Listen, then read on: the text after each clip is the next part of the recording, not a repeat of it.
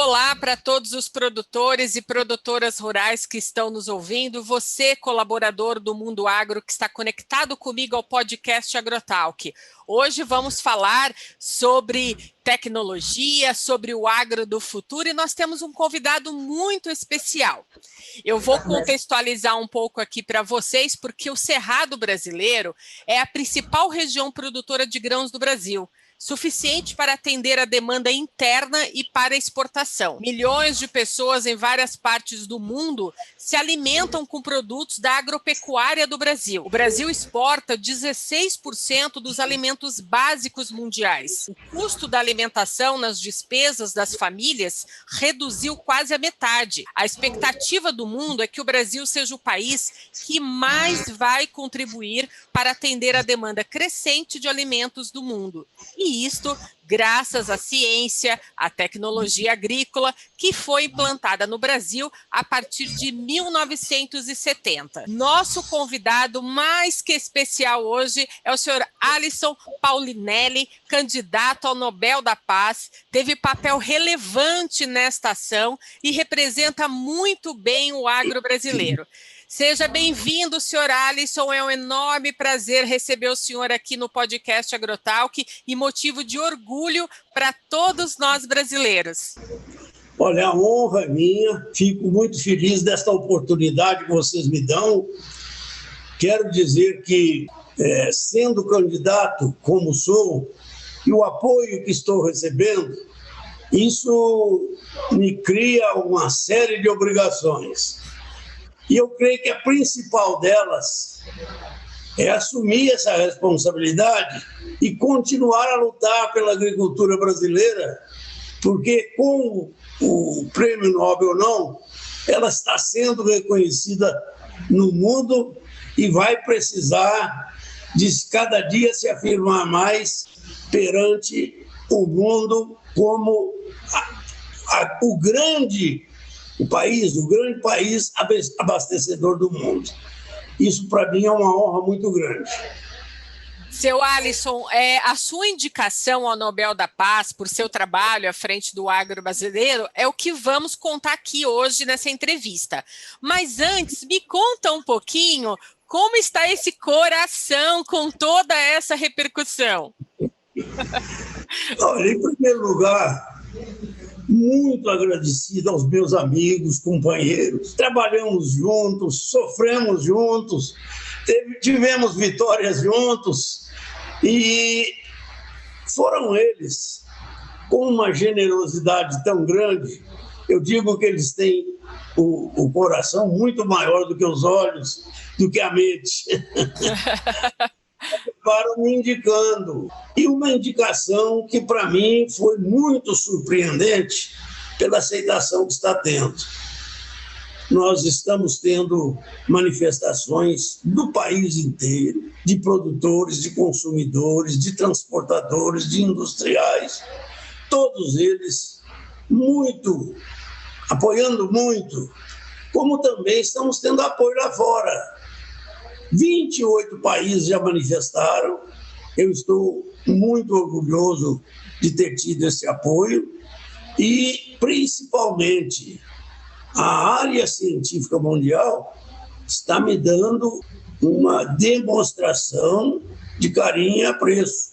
51% das indicações que eu tive, até agora, elas provêm da área científica. São academias, universidades, áreas onde a ciência está. Isso é motivo de orgulho para nós também aqui, para mim, para todos nós brasileiros. E, inclusive, eu quero situar um pouquinho quem está nos ouvindo nesse momento, que a agricultura tropical sustentável, criada no Brasil pela sua liderança, será a grande solução para evitar a fome do mundo. A ideia da sua indicação para o Prêmio Nobel da Paz surgiu lá no início de 2020, né? Foi criado um comitê constituído por personalidades do agro nacional que prepararam toda essa documentação para justificar essa proposta. A Exalc USP, a instituição hoje reconhecida como uma das melhores do mundo na área de agronomia, assumiu a indicação. Então, em 26 de janeiro de 2021, houve uma coletiva para apresentar a proposta, os esclarecimentos necessários à sociedade. E aí agora, nos meses de fevereiro e março, deve ser iniciado esse processo de avaliação dos indicados por uma comissão de 5 membros nomeados no Congresso da Noruega. Uma análise mais aprofundada deve ocorrer agora em abril e setembro de 2021 e a decisão da escolha deve ser em outubro e a entrega do prêmio em dezembro de 2021, lá em Oslo, na Noruega. É importante, né, seu Alisson, lembrar para todo mundo que está ouvindo que a proposta brasileira seja apoiada, como o senhor disse, divulgada em todas as áreas e países. Será um prêmio para o mundo, para o Brasil, para nós brasileiros também, envolvendo a população urbana e rural. E será um estímulo para que o Brasil continue se empenhando cada vez mais em produzir alimentos com sustentabilidade. Então, fica claro aqui que a agricultura tropical sustentável, criado por sua liderança, será aí a grande solução para evitar a fome no mundo. Diante disso, seu Alisson, eu queria falar sobre os avanços da agricultura brasileira, da agricultura tropical sustentável, além dessa transformação do Cerrado, está a criação da Embrapa, que o senhor participou, da Embrater, o fortalecimento dessa pesquisa agropecuária tropical. E aí eu gostaria que o senhor falasse um pouquinho para a gente como que o senhor está observando o Brasil do agro do futuro. Com muito prazer. Eu tenho que ser muito franco. Você falou sobre minha liderança. Eu acho que eu exerci talvez uma dose de entusiasmo.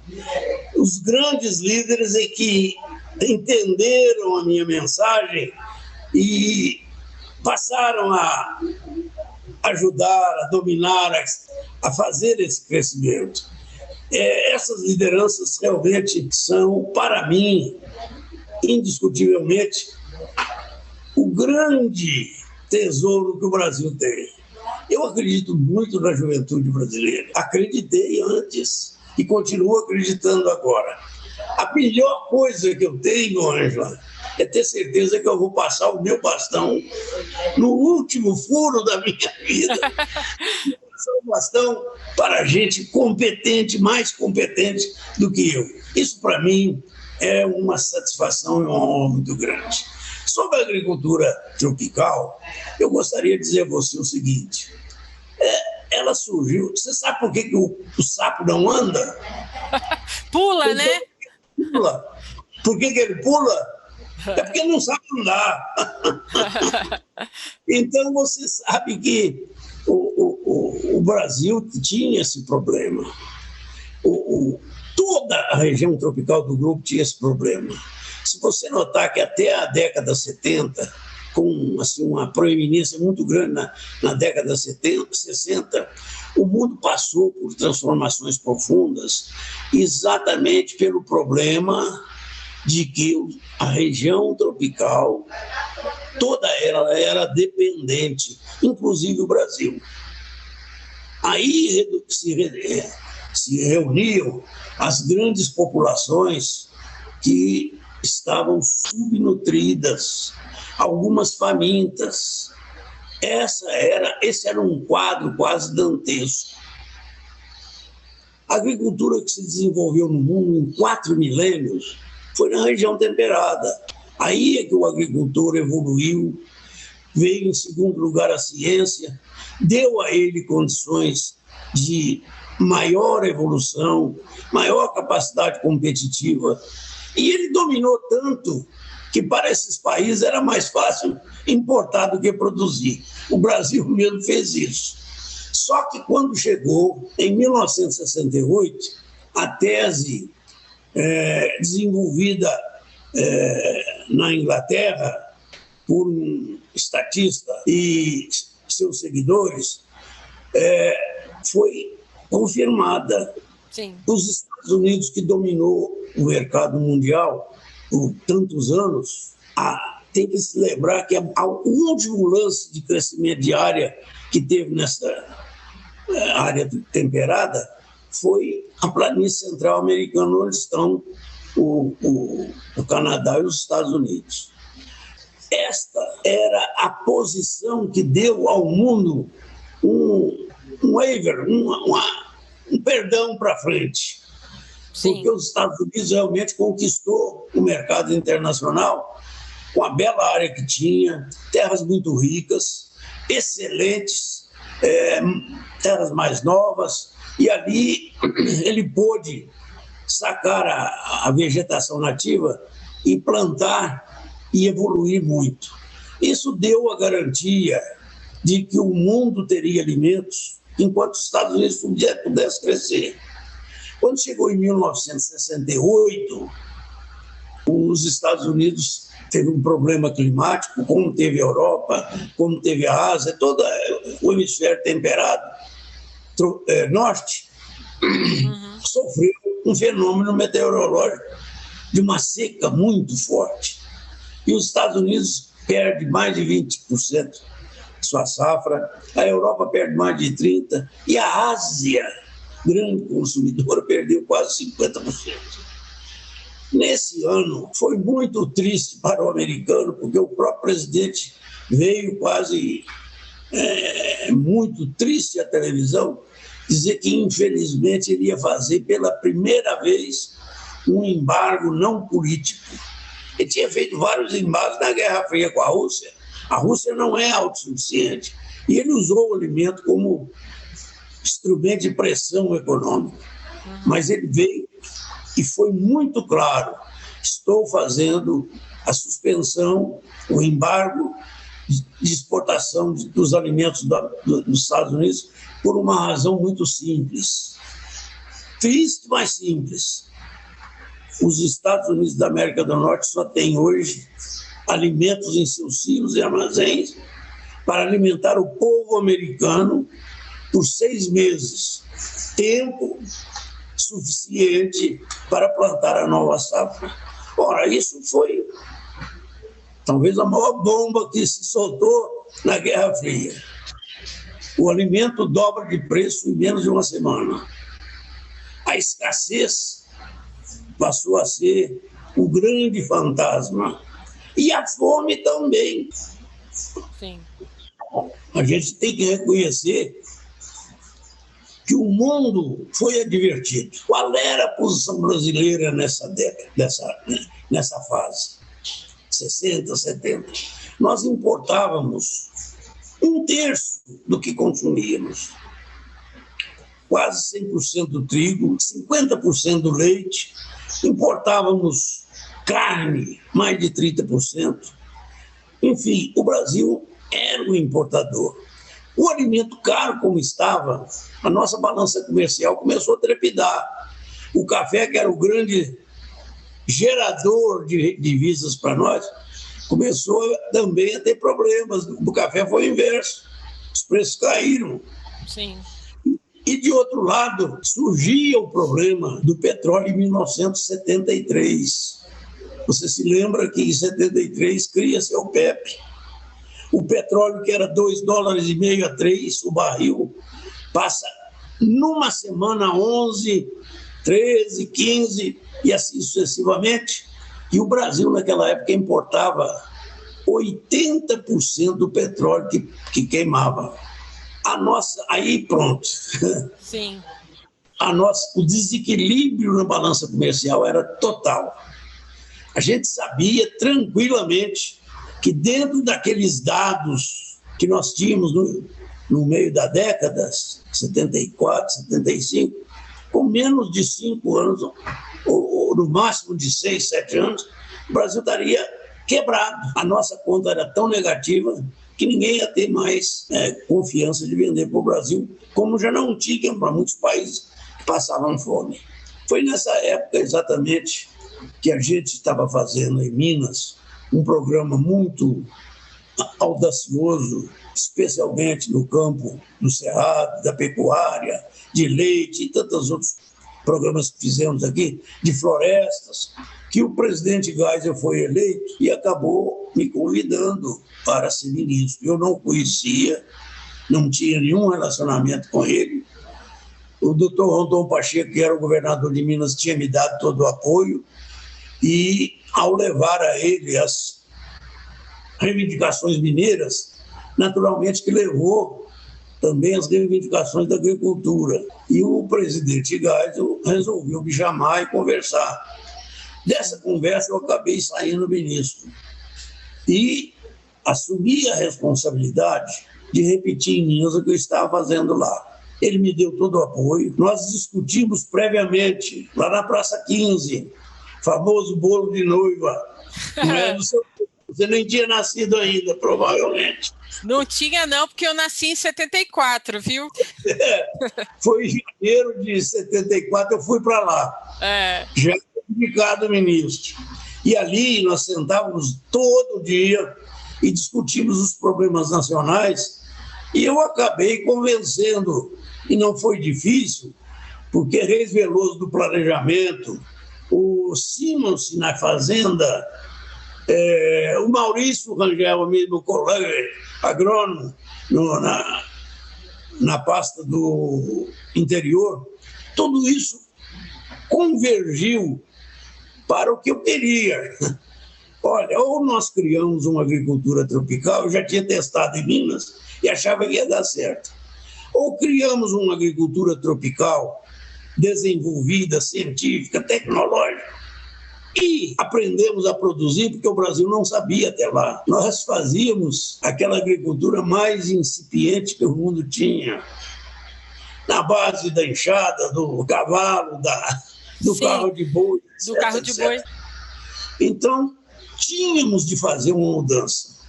E que eu entendia, como deu certo em Minas, tinha que dar certo lá, que a primeira coisa que nós tínhamos que fazer é mostrar que o governo mudou, para que o agricultor acreditasse. Porque se o governo mudou, eles também deviam mudar. Sim. Essa era a tese. E foi assim que ele nos deu recurso para isso. A Embrapa era praticamente só papel. Tinha sido criado pelo nosso ministro Cirino Lima, que me confesso que foi meu grande inspirador, inclusive na secretaria, quando eu estava na secretaria. Ele criou a Embrapa, mas brigou com o governo, foi embora e ficou aquilo no meio da casa. Como é que vamos fazer? Quando o presidente Geisel chegou, nós discutimos várias vezes que nós tínhamos que desenvolver uma instituição cientificamente competente. Os cientistas não podiam ser burocratas, como eram no tempo do DNPEA, como eram no tempo do Instituto Agronômico de Minas Gerais. Eles tinham de ter autonomia administrativa, técnica e financeira. Precisava deixar que eles funcionassem com o máximo da potência que tivessem, sem burocracia. E o presidente concordou. Ele sabia, ele tinha sido presidente da Petrobras e sabia o que era um cientista, porque ele foi quem criou o programa da ciência na Petrobras. Um cientista que tivesse condições de produzir. Isso, lhe confesso que me ajudou muito. Ele entendeu bem, então propusemos que a Embrapa tinha que ser reformulada. Só para você ter ideia, ele me autorizou a contratar 1.000 profissionais de saída. Eu fiquei entusiasmadíssimo, falei, vamos encher isso aqui de doutores, de pesquisadores. Abriu um concurso, depois de uma briga muito grande com o DASP, que era o todo poderoso da época, eu coloquei no concurso que quem tivesse pós-graduação entrasse direto. Os que não tivessem se classificassem, que eu garantia que eles tirariam a pós-graduação. Eu tinha feito isso em Minas 3 anos antes, e tinha aparecido 50% de pós-graduados. Hoje, não foi a maior decepção que eu tive. Feito o concurso, apareceram 52 pós-graduados. Pouquíssimo. 3 estrangeiros e um naturalizado, portanto 48 brasileiros. Eu gelei, falei, agora eu tenho que jogar meu boné e ir embora. Depois parei e pensei, mas espera aí, eu resolvi o problema em Minas como? Mandei a metade fazer a pós-graduação e chamei das universidades, da iniciativa privada, aqueles que quisessem entrar e participar do programa, desde que cumprisse a programação nossa. Sim. E deu certo. Vamos fazer a mesma coisa aqui. Então, graças a isso, eu consegui uma massa de gente competente nas universidades, nas estaduais de pesquisa. Você imagina o agronômico de São Paulo, biológico, a zootecnia, o agronômico de Paraná, o Rio Grande do Sul, Sim. Minas Gerais, Nordeste. Criamos uma massa dentro de um programa único. Pagava parte das despesas deles. Montamos um sistema integrado de pesquisas. Aí é que foi a chave. Sim. Vamos pesquisar solução para os biomas tropicais brasileiros. Essa era a exigência. Conseguimos, na época, 100 milhões de dólares, 200 milhões de dólares no Banco Mundial, e fizemos um programa de bolsas para 1.530 técnicos. Quem eram eles? 950 da Embrapa, 462 das instituições estaduais, veja que ajudamos as instituições estaduais, e mais 100 para as universidades. Esses 1.530 pesquisadores foram lá para fora, para os melhores centros de ciência. O que há de melhor? Fomos criteriosos disso. Agora, você vai com uma responsabilidade. Ciência você vai conhecer lá, mas tecnologia e inovação é no bioma tropical brasileiro. Olha, deu certo. Todos eles se entusiasmavam, todos eles se preocupavam, correspondiam, vinham aqui, porque a bolsa dava para eles virem 1 ou 2 vezes no ano. E com isso, nós podemos criar uma massa de profissionais competentes, sem burocracia, que começaram a fazer a grande revolução tropical do globo. Essa foi realmente uma área que nós precisávamos. O presidente atendeu a uma solicitação que eu fiz, que eu tinha feito aqui em Minas também. Sim. Para você mudar o produtor, você tem que ter instrumentos para isso. E o principal instrumento é o profissional treinado também para isso. Capacitado, né? Me permitiu criar a Embrater. O que era a Embrater? Chamei todas as instituições da ABICAR, as ACARES estaduais, propus a elas, os governadores se entusiasmaram, muitos ampliaram seus programas, e eu garantia metade da despesa deles, desde que eles trabalhassem nos programas que nós estávamos interessados. Criamos, portanto, quem transferisse a tecnologia para o produtor. Nós mandamos os jovens, quase todos muito jovens, alguns jovens da cabeça, e eles foram para os melhores centros de ciência que se conhecia. E foram com uma encomenda, uma tarefa. Uhum. Vocês vão conhecer lá o que tem mais apurado, mais moderno, mais eficiente em ciência. Mas tecnologia, inovação é no bioma brasileiro. Exato. Essa foi a chave. A bolsa deles era boa, eles tinham como convidar o advisor deles para de vez em quando ir num jantar, outra coisa qualquer. Tinham um jeito de vir aqui ao Brasil 1 ou 2 vezes por ano, mantinham contato com as bases, e aqui eles viam realmente quais eram as demandas e levavam para lá, entendeu? Sim. Isso foi muito importante. Os cursos de pós-graduação já estavam bem adiantados no Brasil, e eram cursos que tinham excelentes pessoas, e que eu não tive dúvida, com o recurso que eu tinha na Embrapa, a gente trazia os professores melhores que tivessem boas cabeças. Alguns até trabalharam definitivamente na Embrapa, como foi o caso do Almiro Blumenschein, que foi o grande planejador de tudo que a Embrapa tem até hoje, que não acharam solução melhor. No caso de professores excelentes em determinadas matérias, seus alunos de pós-graduação que eram indicados pelos advisors, todos entraram na dança da pesquisa aqui, porque os nossos estavam lá fora. Senão eu passava uns 5 anos de governo treinando o pessoal e não fiz nada. Sim, não executava. Com isso nós demos uma velocidade bastante grande no trabalho, porque os projetos eram integrados. Cresceu muito o interesse pela pesquisa aplicada, com objetivo definido. Essa foi a chave. E então, com esse novo sistema, nós criamos a chamada Plano Nacional de Pesquisa Integrada no Brasil. Foi criado por decreto. E a Embrapa podia aplicar neles o que fosse necessário. Isso deu uma dinamicidade muito grande aos projetos. A coisa começou a funcionar. Essa vinda e volta dos pesquisadores que estavam lá fora era importantíssimo para nós.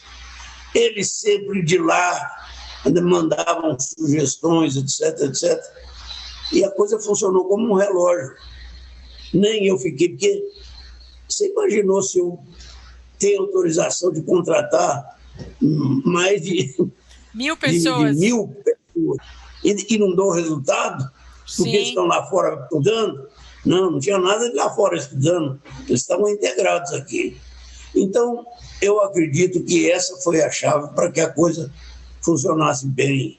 Nós conseguimos, em 5 anos, promover modificações excelentes para a conquista do Cerrado e de outros biomas que, de vez em quando, a gente trabalhava também. Eu tinha conseguido um projeto no Japão. Eles, quando conheceram o que nós estávamos fazendo aqui, ficaram tão entusiasmados que passaram a nos ajudar também. Eles mandaram para cá o montante do projeto, junto com o Brasil, deu 560 milhões de dólares. E nós fizemos 21 projetos semelhantes ao de São Gotardo, que foi o modelo. Eram projetos onde havia um senso maior de integração, uma organização muito mais planejada. As cooperativas que vinham traziam os seus conceitos, e foi muito bom porque esses 21 projetos se transformaram em 21 polos de inovação no Brasil. Você sabe que o processo indutor ele é muito eficiente com quem tem vontade de crescer, de desenvolver. Aqueles produtores brasileiros que não tinham um acesso à tecnologia como a gente desejava, eles iam lá, às vezes até participavam das cooperativas fora da área do projeto, e com isso se integravam. A agricultura brasileira antes de 70 era na base da enxada, era na base do carro de boi, era na base do boi tracionando o arado. Isso acabou. Só para você ter ideia, nós abrimos uma possibilidade em 1975 para facilitar a renovação e a compra das máquinas. Foram vendidos naquela época, só para você ter ideia, 638 mil tratores no Brasil. Foi um estímulo muito grande a modernização. Sim. E isso ajudou a gente estimular o produtor, fazer com que ele reconhecesse que as tecnologias que nós estávamos gerando eram as melhores, que a produtividade era por ali, que a melhor defesa, o melhor tratamento, a melhor adubação, o trato cultural, de um modo geral, sim, era seguido aquele que nós orientávamos. E a coisa foi evoluindo. Com a presença da iniciativa privada, nesse esforço de pesquisa que eu fiz também, muitos produtores se transformaram em empresas de pesquisa. Isso deu um impulso muito grande. Sementes, o governo não precisou de se preocupar mais. A Embrapa só produzia sementes básicas. Quem multiplicavam eram os sementeiros. Sim. Criamos a associação deles. Foi a coisa se organizando e o Brasil crescendo. Quando saímos do governo, a balança comercial já estava equilibrada. Nós ainda importávamos alguns alimentos, mas já começamos a exportar. E a partir de 80, o brasileiro entrou no mercado e testou a sua capacidade competitiva e explodiu. Nós tínhamos o melhor produto a preço mais baixo e nós produzíamos e vendíamos produtos novos, absolutamente novos. O milho brasileiro, por exemplo, era o milho do ano. O americano era de 4 anos. Os buffer stocks rodavam aqui, era o milho já quase que fubá. Eles procuravam o milho brasileiro. Tinha mais proteína, tinha mais lisina, mais triptofano. O Brasil começou a exportar e ver que tinha capacidade de crescer a exportação, que existia demanda. Não há agricultura sem demanda, né? Sim, com certeza. E o brasileiro aproveitou aquela fase de demanda. Por quê? Porque o preço dos alimentos com a entrada no Brasil no mercado caíram. Hoje, atualmente, o senhor está articulando as bases, né, de forma para ajudar nessa inovação tecnológica hoje para a agricultura atual, para a gente também colocar aí à frente aí para mais alguns anos mais inovação e mais tecnologia junto nessa condução do projeto Biomas? Eu estou interessado que o Brasil conheça os biomas que tem. Ele não conhece. O Cerrado nós conhecemos mais ou menos, mas o Cerrado ainda tem alguns degraus a mais que você deve... Você visita São Gotardo, você visita Cristalina, você vê avanços. Estão produzindo hoje hortifruti. Nas hortaliças são os principais produtores. Cebola, alho, pimenta, etc., crescendo a cada dia. Em frutas, são as melhores frutas que são produzidas lá. A mesma coisa nós queremos em outras regiões, adaptadas àquele tipo de região. Isso tem que crescer. Então, nós estamos interessados no Cerrado em fazer o terceiro degrau. E nos outros biomas conhecer bem.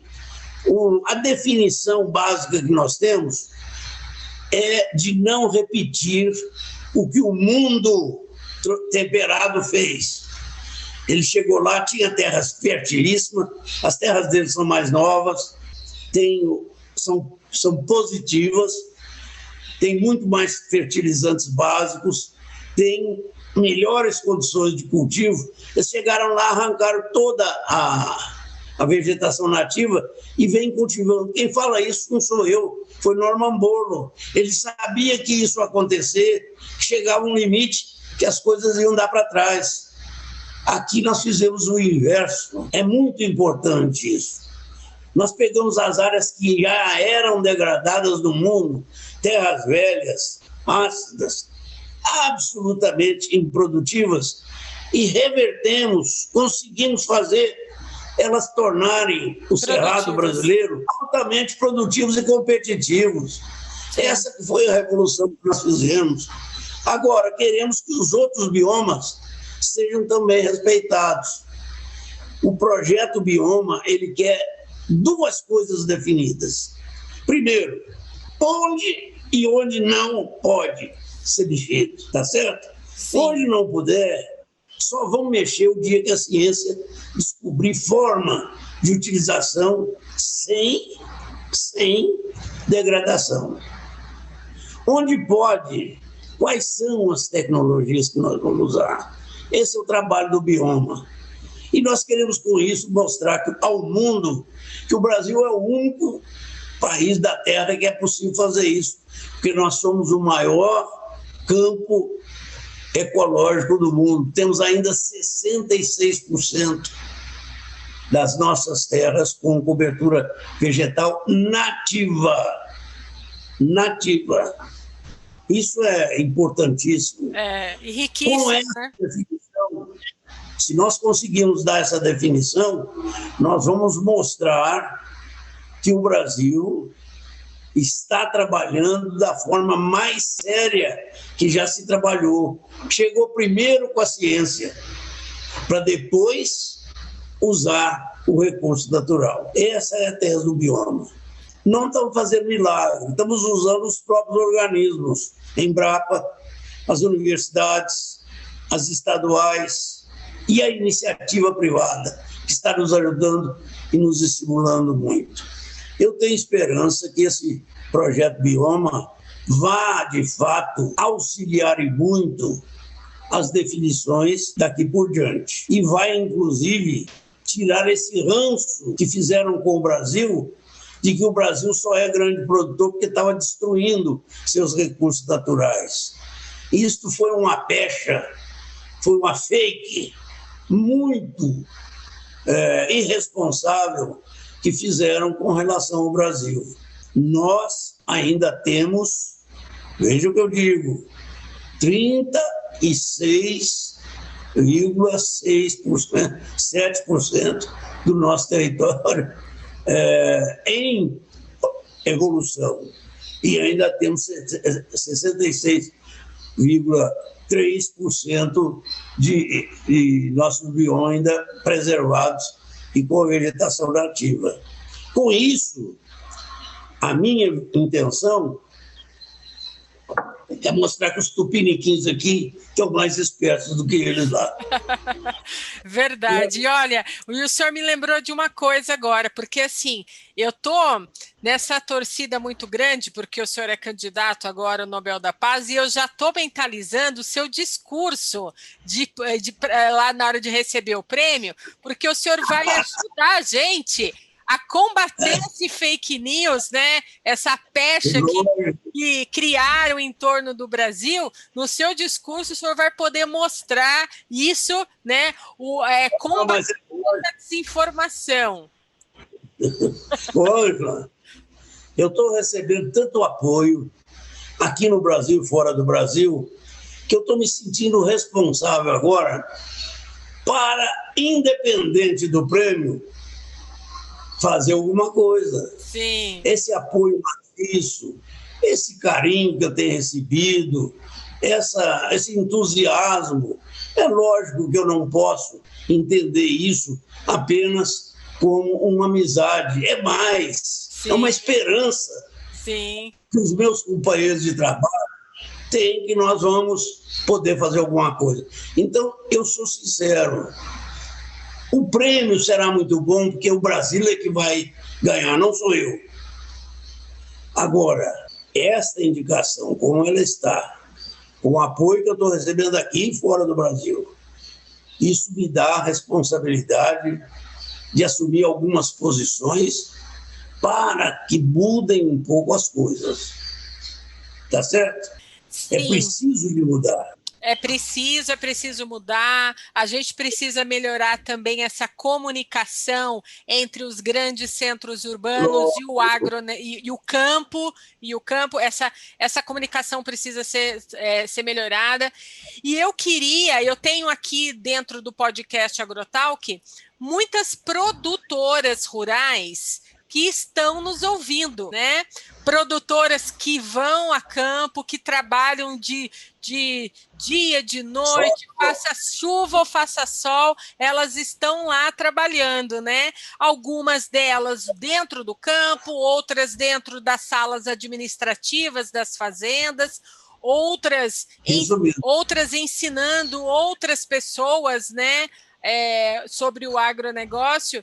E eu queria saber um pouquinho do senhor, o que o senhor acha aí, né, dessa mulherada toda estando aí dentro do agronegócio. Nós temos aí a ministra Tereza Cristina, Nós temos na BCZ outras mulheres lá trabalhando, né, para esse agronegócio. Tem a Teca Vendramini também na Sociedade Rural Brasileira. Então, assim, eu queria saber um pouco da opinião do senhor, porque eu sei que o senhor também esteve presente numa época no Brasil, né, que ainda a gente não via muito o trabalho dessas mulheres tão grande como a gente vê hoje, né? Então, eu queria ter um pouquinho aí dessa sua opinião. Olha, isso começou, foi exatamente naquela época. As mulheres começaram a ir para as escolas, estudavam mais, passavam mais nos vestibulares e começaram a ocupar. Eu tive uma colega da minha turma. Hoje você vai lá, daqui uns dias nós vamos ter um homem, porque as mulheres estão crescendo violentamente. Elas são maioria.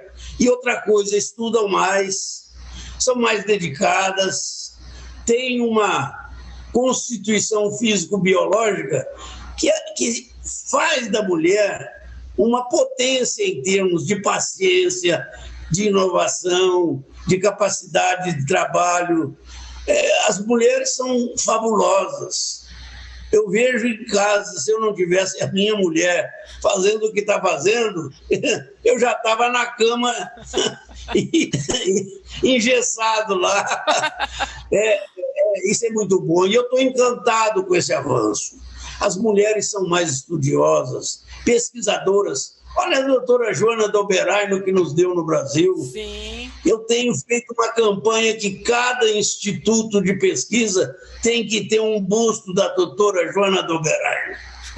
Ela abriu a biotecnologia ao mundo. O que ela fez? Começou lá com o nitrogênio atrás, para que as plantas absorvessem e produzissem junto com simbiose, produzissem nitrogênio. Depois fez o fósforo. A nossa importação de fósforo chega a quase 30 bilhões por ano. E agora estão fazendo, ela já não está mais, mas os seus seguidores estão fazendo o potássio.